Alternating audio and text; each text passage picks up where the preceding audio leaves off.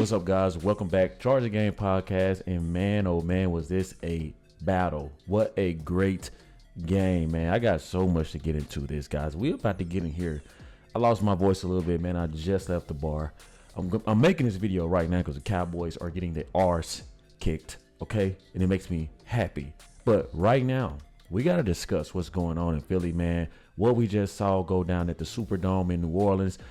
So much to unpack, guys. Make sure you guys get in here, subscribe to the YouTube channel, guys. Thumbs up, like the video. Let's go. Okay, first, like always, guys, we have to get into the offense, starting with the head of the offense, Jalen Hurts.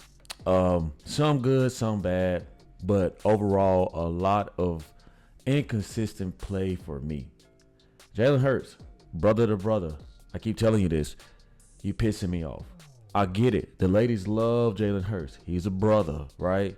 Everybody acting like if you black, you can't criticize Jalen Hurts because he's a brother. I don't care about that shit, bro. I don't care. I want to watch good football. I want my QB1, who's worth 255 million freaking bucks, to get a grip on it.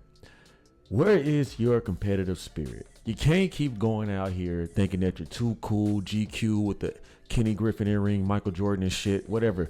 I get it. The ladies love him. That's cool. But, bro, we need more fight. We need more energy out of Jalen Hurts, okay? This was something that was an issue last season that was brought to his attention, and supposedly it was something that he worked on. It makes no sense that Sequon Barkley literally fired up this offense. Saquon Barkley took it, man. We're definitely gonna get into that, man. That was such a great moment to be an Eagle when you saw what Saquon did right after Devonte Smith went down. These red zone turnovers that Jalen Hurts, I mean, dude, like, literally, bro, like, stop it, bro. Like, I would rather Jalen Hurts literally throw the ball out of bounds than do some of the shit that I've been seeing him do. We got the win, guys, but the defense showed up. The defense is the reason that this thing didn't get too crazy on both sides of the football, right? Jalen Hurts, man, like, I'm rooting for you, bro. Like, I got your jersey. I will not wear this jersey until I feel like you are the Jalen Hurts that took us to the Super Bowl. And I get it. You're learning a new offensive playbook. You're learning this, you're learning that, and this is like your third offensive scheme, and maybe it could be a bit of a struggle. But it is very frustrating as a diehard Eagles fans to watch Jalen Hurts get into the freaking end zone twice, and it doesn't go our way. And then he's fumbling. He's not protecting the ball, guys. And this is something that cost us the freaking Super Bowl. Okay? So don't come up in here telling me that I'm tripping for calling out Jalen Hurts on his shenanigans. Just like he gets all of the credits, you know, when things are going good. We have to literally, guys, be able to scrutinize him when things are not. And even though we got the win, man, I say everybody did it except Hurts for the most part. Doesn't mean that he didn't show up when he could. But I have to just say the last we played these are 3 games so far. I think only one game Jalen Hurts really stood out to me, and that was the Atlanta Falcons game, even though he had another horrendous turnover. But moving along, guys, do I smell Bill Belichick coming to the Eagles? You guys see here, Bill Belichick to the Eagles. Buzz grows louder after Nick Sirianni stinker. Now, guys, I'm telling y'all, man, like, Nick Sirianni, man, you did a lot of great things for us, but so did Dougie P. And where is Dougie Peterson? He's in Jacksonville looking like Jacksonville. We do not do mediocre in Philadelphia, bro. Okay? We just do not. And a lot of the times, man, Nick Sirianni, man, he's so busy trying to get himself out of the hot seat that he's literally making it hotter.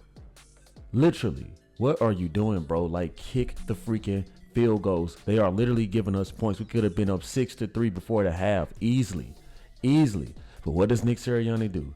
He's a very risky guy, and it's going to come back and harm us later, just like it did last season. And you can just tell, man, the team just seems like it's a huge misfit right now. Like, for Nick Sirianni, in my opinion, when I'm watching the Eagles, it just doesn't feel like smooth. It doesn't feel like it's firing off of all cylinders. It feels like a misfire. You guys ever had a tune-up or needed a tune-up? Yeah, your car may drive, but it may not drive as well as it should. It may be burning hell of gas. It may be backfiring and puttering all over the place. That's exactly what the Eagles offense looks like to me at times. Nick Sirianni, man, like, I'm just over him. If it's up to me, I would let him go today. I mean, because it's going to come sooner or later throughout the season. What the freak are we waiting on? Let's just get him out of here. I don't understand. You take away all of his control. He's just out there pretty much the face of the franchise with no say so. I mean, like, goodness gracious. And Kellen Moore, you coming up soon too, bro, because I'm starting to see a lot of what pissed a lot of the Dallas Cowboy fans off, and possibly why the Chargers got you up out of there, bro. Okay, you guys think that I was gonna come here and like be happy and cheering because we got the victory? No, you got another thing coming, man. I'm gonna keep it authentic on this channel, and I'm going to be brutally honest with you guys. I wanted Bill Belichick personally. I don't care what he did with the Patriots. Sometimes you just gotta have a new change of scenery. One thing I will know is that with a Bill Belichick around, there's going to be a lot of no nonsense going around. Okay, that means that all of these penalties that we are committing, it won't be happening. We are literally killing ourselves. 5 yards here, 10 yards here, 15 yards there. I'm like, goodness gracious, where is the discipline? And that starts with the head coach, and I do not believe in Nick Sirianni anymore. Moving on. The defense came to show up today. I mean, Jalen Carter is a freaking beast. Jordan Davis, goodness gracious, running like a big 400-pound wild man at Derek Carr. Poor Carr didn't know what to do all game long. I was so impressed with this young man right here, because let me tell you guys something. And we're going to play the video with him and Tyron Matthew, whatever his name is, whatever his name is, the guys from the Chief.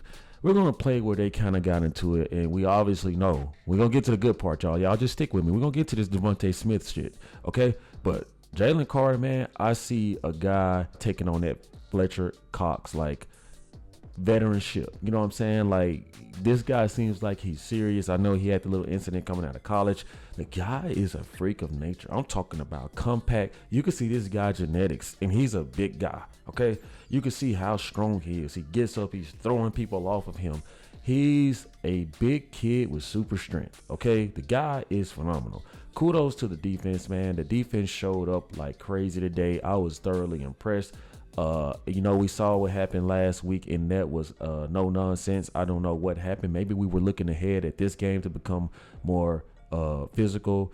But the Saints, man, hey, them Saints players pretty dirty, man. Okay, like, hey, I ain't got nothing against y'all Saints fans, Saints Nation, but y'all take it there, right? Right, y'all really be taking it there, man. We saw you guys what you did to Slay on that play. We saw what you guys did to Devonte Smith, which really, really broke my heart. So I'm gonna fire y'all ass up when I get to that. Nonetheless, man, the defense impressed me today.